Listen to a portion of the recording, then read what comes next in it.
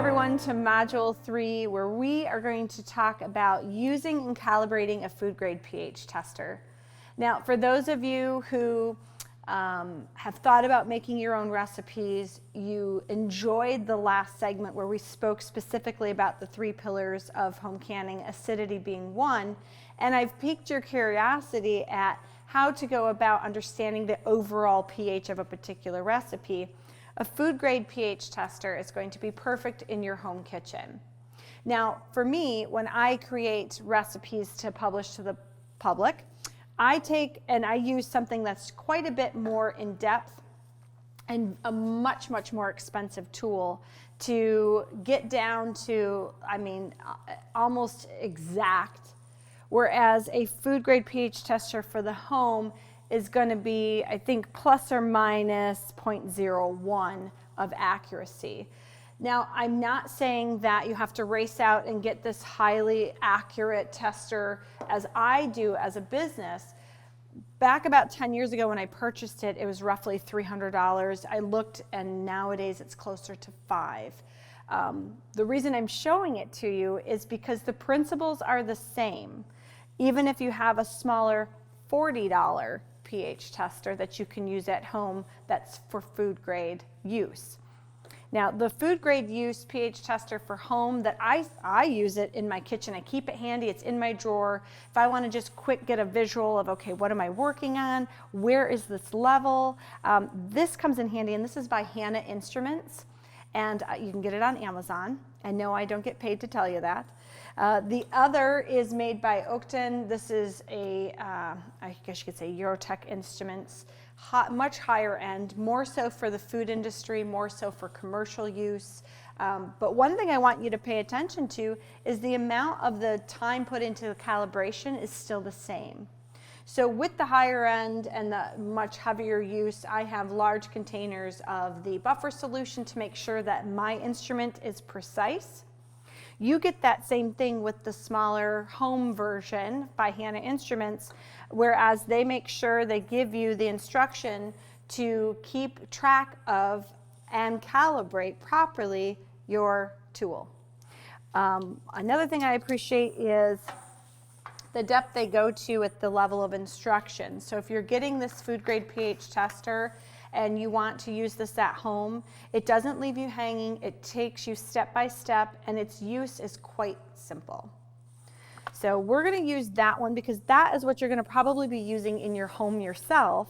And I do too. Like, this is something that I use quite frequently when I'm creating new recipes, or I'm using something that I have recently grown that I hadn't used before. So what we're going to do right now is we're just going to clean our unit because we want to make sure that even though it's been in storage solution, let's say I've just tested several recipes, and I want to be sure that in between testing those recipes, I'm getting an accurate readout, and the best way to do this is making sure it's clean, right? I do want you to also notice on all of the solutions, there are expiration dates. So if you buy your food grade pH tester and you aren't using it, you are going to want to swap out your solutions. Like this one is good until March of 2025. Make sure that no matter what you do, everything you use is current. Otherwise, you run the risk of it not calibrating properly, and then it's not going to give you a good readout. So I'm just going to let this sit. I'm going to give it a little swish. I'm not operating it while doing so either. I'm just going to get this thing clean. I just tested another recipe earlier, and even though I rinsed it off, I want to make sure that I am not picking up any readings from anything else. Now, I am going to turn it on while it's in the solution. Look at that. You want to talk about highly acidic. That's almost at the top of the scale. That's a 1.8 pH. You know what's funny? Is here we're talking about home canning and using heat and acid to kill bacteria. What am I doing? I'm killing any bacteria that could possibly be on that probe, giving a reading, right? Okay. Clean up my mess here. All right, so now we're going to remove that. We're going to let this air dry. I don't want to be picking up any false readings. We're just going to let that air dry for a moment.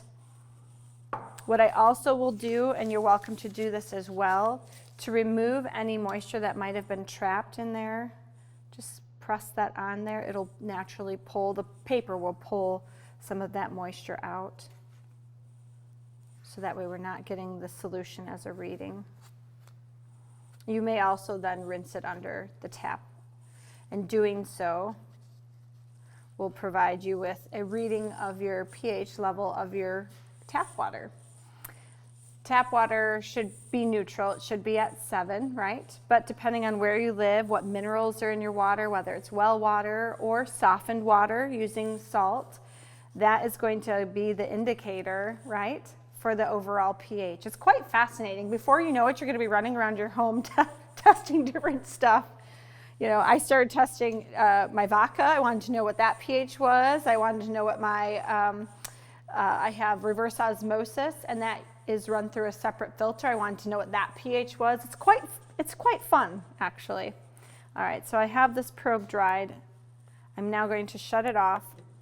And I'm just going to give you a quick example of those instances where I want to know the pH. Now, yes, I'm dealing with chicken. I already know chicken's pH is extremely low. So I'm going to give you an example of testing the overall pH of a recipe. And while we already know that chicken is low enough in acid, plus it's a meat, therefore we need to process it in a pressure canner for long-term storage, it does have its own pH. Now this is cooked chicken. You'll notice when you utilize that list in this module of all the variety of pH ranges for foods, you name it, there's going to be a difference if it's pickled, there's going to be a difference if it's cooked, there's going to be a difference if it's raw. So we're just going to give you an example of this raw cooked chicken, which I will be eating for lunch later. Waste not, want not.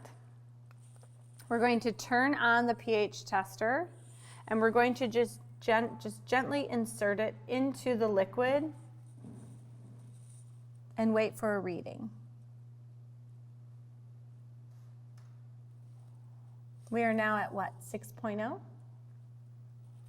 So isn't it funny that even though we know chicken needs to process longer, now I have a bunch of fat on my, see why we have the cleaning solution? Look at the fat that's on my module. Even though we have the knowledge that chicken needs to go deeper, I'm going to put this into the chicken. It's funny to me that the chicken actually is high enough in acid where technically, right, it would be a green pepper and you'd be processing that, right? But this is cooked. So we created a situation where through heat exposure, the acidic pH value actually increased. That will happen, but it's not that cooked pH that dictates the time and temperature, right, for long-term food storage. Because we know when it's raw, it's at a disadvantage to not cook it long enough because we have harmful foodborne pathogens we have to make sure we kill off. It'd be no different than if we took a leftover, cooked this chicken, acidic or not, kept it on the countertop, exposing it to heat, sunlight, and air. What happens? Bacteria grows. So let's talk about the difference of that within an anaerobic environment. In an anaerobic environment, because there isn't excess free air entering that jar, that is what helps us keep things safe for long-term storage. Your pH is going to be different whether it's exposed to heat or not. And if something is raw, we have a change in pH value. Again, that tomato is going to be different based on where it's grown, based on where the soil, the contents of the soil. All right, we're going to get this as cleaned up as possible because I don't have a sink at the moment. All right, we're going to, that's now registering a 2.0. I'm going to remove anything extra. We're Let that air dry for a moment. And I want to show you what happens. Oops.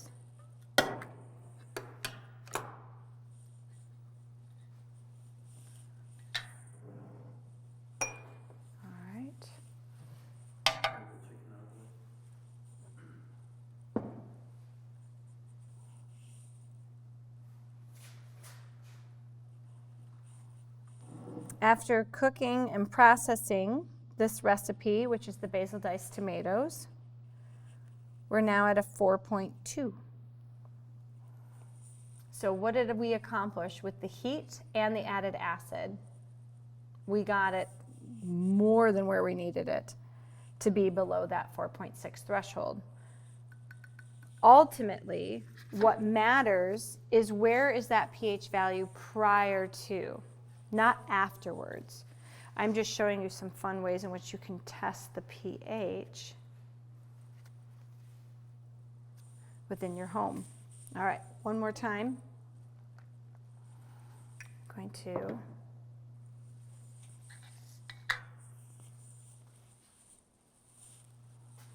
break open a tomato. I want you to see now the pH value of a raw tomato. Now this is a greenhouse tomato, I'm not going to lie, I didn't grow this. I purchased this. This is a greenhouse tomato just from my local grocer. I couldn't even tell you the name or variety. I couldn't even tell you if it's a hybrid or not. All right, but its overall pH is acidic. It's 4.1. So when you're creating a recipe, it's easier to test soups and things that have liquidity. It is easier to use your pH range guide when things are solid, okay? Unless you make the, let's see if I can do that. Unless you make the investment in something that has a probe that can go into a solid mass, such as that, okay? My storage solution's dripping off of there, don't mind it, okay? Without the ability to break down and get into the center mass of the food, you're not going to be able to tell the overall pH value of an entire recipe until it has been blended together and cooked and combined, okay? That is why off-roading is safer to just add time and temperature to the overall outcome, right? Meaning, I don't know the pH of chicken soup or raw stacked chicken soup because I don't have a pH tester, but I know just if I happen to add more corn than what the recipe calls for, I'm safe because I've processed it 75 minutes for pints, 90 minutes for quarts. This is a great tool to have when you are substituting an overall food group for another that may not be in that same pH temperature, or excuse me, pH range, okay? In general, stick to those tried and true recipes because at the end of the day, I'm the one putting the time and energy into creating, testing, and then lab testing the recipes. That's not your job. Your job is to be the canner and enjoying it. However, having this as a safeguard, if you wanted to make, I just had somebody want to make their own barbecue sauce, and they changed a few things from what's traditionally out there in regular canning recipes. So for their own peace of mind, they wanted to test it to make sure that it stayed at 4.4 or higher in acid, so that way they knew that they could safely water bathe it. See how this comes into play?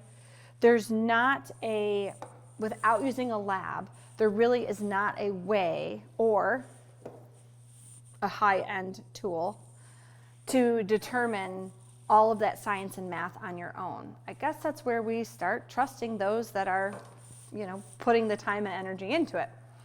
Calibrating it, keeping it working consistently, and making sure that it's accurately reading is going to give you a really nice safeguard. And Worst case, you're going to fall back on those 3 pillars. Without the presence of acid, it's time and temperature.